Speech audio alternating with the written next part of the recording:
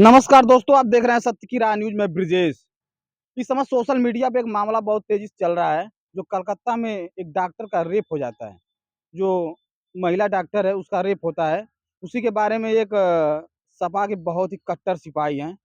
आइए इनसे बात करते हैं उसी मुद्दे पे। सबसे पहले हमारे चैनल में आपका स्वागत है। नमस्ते सर, आपका भी स्वागत है और आपके दर्शकों का भी स्वागत है। अजय भाई, आए दिन जो मामलाएं सोशल मीडिया पे आप देख रहे हैं, कलकत्ता में एक महिला डॉक्टर की रेप हो जा रही है, इस पे आप क्या कहेंगे? देखिए, रेप का जो मामला आपने उठाया है, ये एक बहुत जघन्य अपराध है और एक ही नहीं, कलकत्ता का मोमिता डॉक्टर का ही रेप नहीं होता है।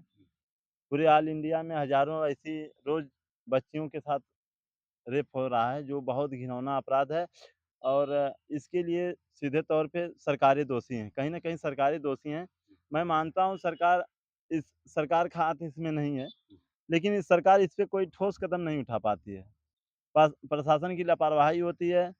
रेपिस्ट छूट के घर आ जाते हैं और सीना चौड़ा करके घूमते हैं। कुछ सरकारें ऐसी हैं जो जात जात को देख के गोलियाँ मार देती हैं। मैं विशेष तौर पर अपने यूपी की बात करता हूँ कि अभी आपने देखा एक बच्ची का कुछ लोगों ने रेप किया था, 7-8 लोगों ने। उसमें एक जो अपराधी था उसको डायरेक्ट गोली मार दी गई। उसका मुझे दुःख नहीं है, अपराधी है तो उसको सज़ा देना चाहिए, लेकिन उसकी जात देखकर अगर सज़ा देंगे, तो आए दिन कहीं न कहीं अपराध और बढ़ेंगे, किसी भी जात के हों और अपराध बढ़ेंगे। उसको कम करने के लिए हमको सोचना चाहिए, उससे भी कठोर कोई सज़ा दीजिए, लेकिन जात को देख के नहीं देना चाहिए। मैं कह रहा हूँ अगर जो लोग सरेंडर कर दिए हैं, उनको भी खड़ा करके बीच चौराहे पर गोली मार दिया जाए। ताकि अगला व्यक्ति रेप करने से डरे। उनको भी बीच चौराहे पर गोली मार दिया जाए जो जाके सरेंडर किए हैं। लेकिन उनको मुझे लगता है, मैं तो इसका प्रमाणित रूप नहीं दे सकता हूँ, लेकिन आप भी जानते हैं, मैं भी जानता हूँ, ये प्रशासन की मिली-भगत से कुछ लोगों को सरेंडर करवाया जाता है और कुछ लोगों को भगा के इनकाउंटर किया जाता है। ये आज की बहुत निंदनीय है। प्रशासन की ये जो ज़िम्मेदारियाँ आ रही हैं सामने, ये बहुत निंदनीय हैं कि आप किसी अपराधी को भगा के इनकाउंटर कर देती हैं। किसी को बातचीत करके पैसे लेके उसको सरेंडर करवा देते हैं। ये बहुत गलत है, इससे अपराध रुकने वाला नहीं है। जब तक आपके अंदर भ्रष्टाचार संलिप्त रहेगा पैसे का, ये रुकने वाला नहीं है। जब तक आप सरकार के अंडर में सरकार के आदेश अनुसार काम करेगी प्रशासन, तो ये रुकने वाला कतई भी नहीं है, जो बहुत घिनौना अपराध है।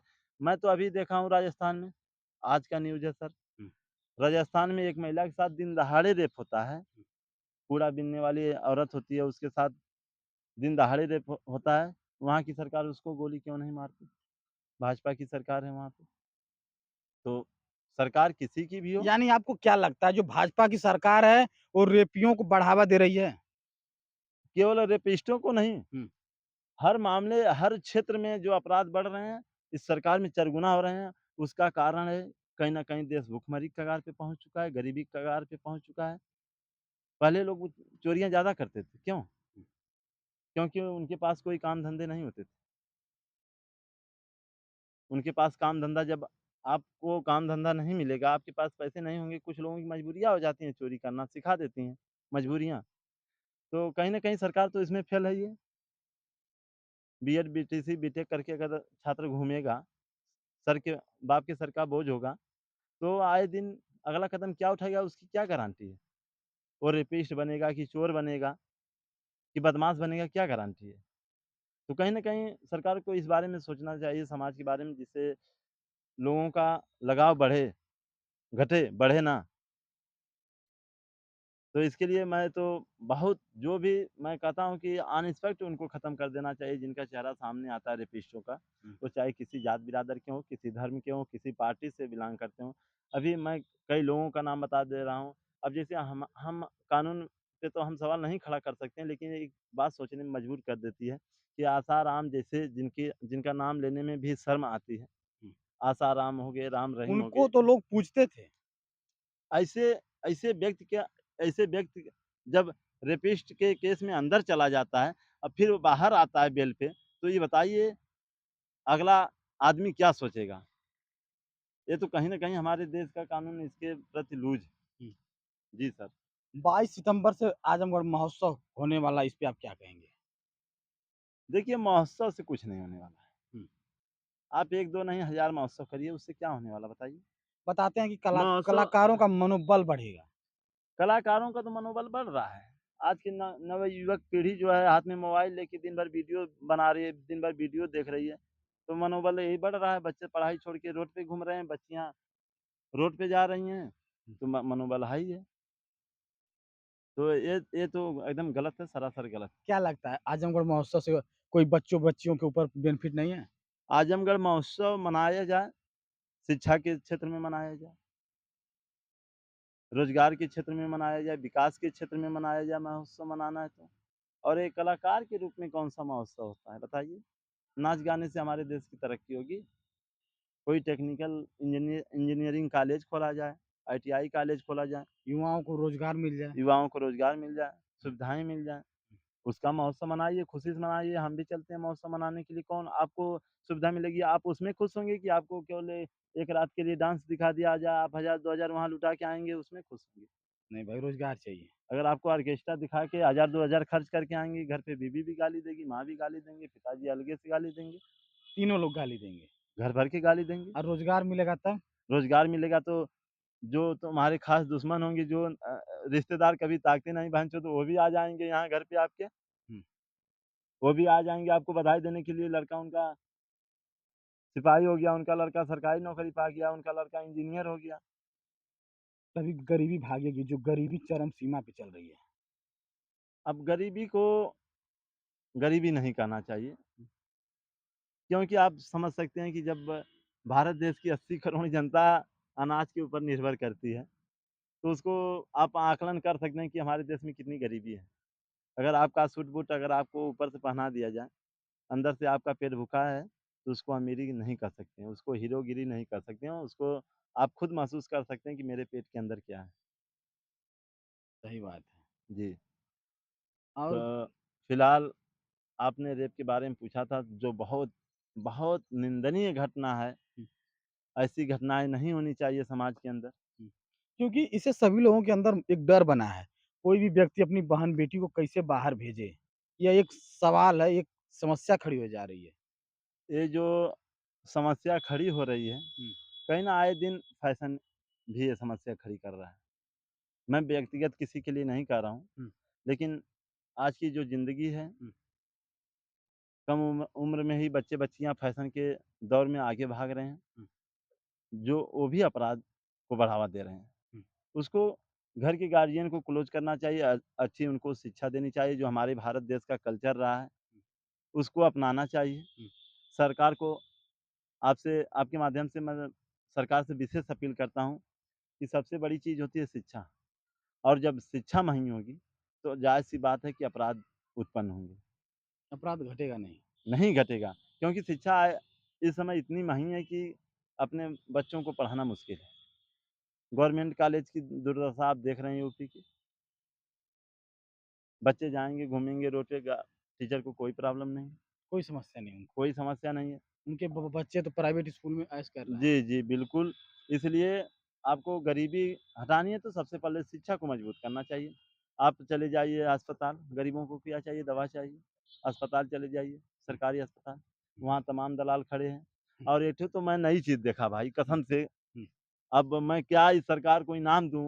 हुँ, उसके प्रति अगर सरकार मेरे सामने आ जाए तो मैं उसको इनाम देना चाहता हूँ कि मैं गया तो सदर, अभी मेरी माताजी का हाथ टूट गया था, प्लास्टर लगवाने के लिए, तो पहले ₹2 दे के वहाँ पर पर्ची लिया जाता था, हुँ, नाम लिखाया जाता था। हुँ। अभी क्या है, अभी वहाँ पर एक बोर्ड लगा दिए हैं, बारकोड लगा दिए हैं, बारकोड आप स्कैन करेंगे, उसमें फलाना-ढिकाना नाम भरेंगे, इसके बाद आपको टिकट मिलेगा, डॉक्टर साहब से दिखाने के लिए। मैं सरकार से ये पूछना चाहता हूँ, उसमें आम जनता का क्या फ़ायदा है? हुँ, अभी जो पढ़ा-लिखा व्यक्ति नहीं है, जो कम पढ़ा लिखा है, जो केवल मोबाइल, व्हाट्सएप और फेसबुक, इंस्टाग्राम चलाने के लिए यूज़ करता है, वो बताइए कि वहाँ पर बारकोड कैसे यूज़ करेगा? 1 घंटे उसकी टाइम बर्बाद बर्बाद होगी, या जो वृद्ध है जिसके पास मोबाइल नहीं, ओटीपी नहीं आएगी, इसका मतलब उसको दवा नहीं मिलेगी। अब सरकार बताए कितने घर में मोबाइल दे दी है? ये संभव तो नहीं है, आपको लगता है ना कि 100% हाथ में नहीं, मोबाइल है? 100% कहाँ से पाएगा? फिर ऐसी ऐसी सुविधा लाने के लिए सरकार को तो अलग से इनाम देना चाहिए, जिससे जनता तबाही की तरफ जा रही है। हुँ। और क्या दिक्कत हुई दवा लेने में माताजी को? देखिए सदर हॉस्पिटल में दवा लेने के लिए तो दिक्कत यही हम कर सकते हैं कि हमें 1 पैसे की दवा अंदर से नहीं मिली। मैं गारंटी लिख के देता हूँ अपना ओ पेपर दिखा दूँगा आपको। 1 चवन्नी की मुझे दवा नहीं मिली, प्लास्टर लगाने के लिए मुझसे ₹50 ले गया, मैंने दे दिया और बाकी जो भी दवाइयाँ थी मैं बाहर मेडिकल से लिया। और अच्छा। उसमें डॉक्टर का कमीशन बनता है क्योंकि वही दवा जब मैं सदर हॉस्पिटल के गेट से लेता हूँ मेडिकल से, तो मुझे 1 हफ्ते की दवा 2 दिन की दवा ₹570 की मिलती है और वही दवा जब मैं अपनी मार्केट से आके लेता हूँ, हमारे एक मित्र हैं विक्की भाई, उनकी मेडिकल से लेता हूँ, वही 570 नहीं ₹560 मुझे 1 हफ्ते की दवा वही दवा मिलती है। तो आप सोच लीजिए कि 5 दिन में घपला हो गया।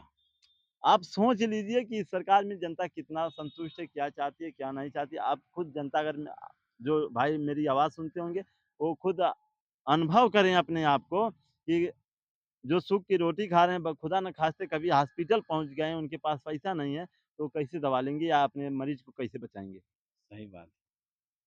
अगर सरकार इतनी सख्त है, इतनी गरीबों के प्रति सरकार आश्रित है, तो कम से कम सरकार को ये ऐलान कर देना चाहिए कि ₹1 की दवा हॉस्पिटल के बाहर से नहीं लेनी पड़ेगी गरीबों को। हुँ। तब तो भाई सरकार को इनाम दिया जाए। लेकिन सरकार क्या करती है बारकोड लगा देती है कि जो मरीज़ जा जा रहे हैं वो परेशान होके घर चले हुँ। जाएँ।